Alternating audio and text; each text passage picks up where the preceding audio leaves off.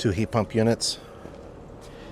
Each one is secured to the wall. Each one is running right now. Multiple zones. This line could be insulated. There's the manufacturing label.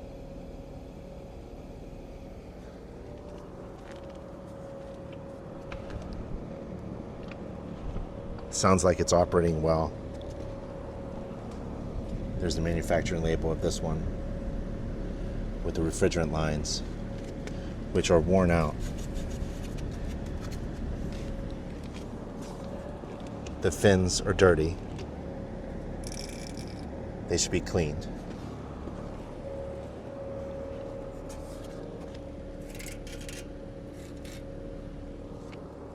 So the units are functioning. We'll take a look at the temperature differences on the inside, but the insulation around the lines need to be repaired and the fins need to be cleaned. Here's a third unit.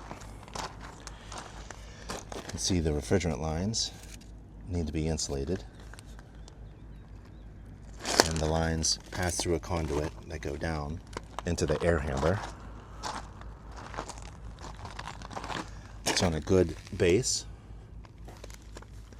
that won't affect the roofing material.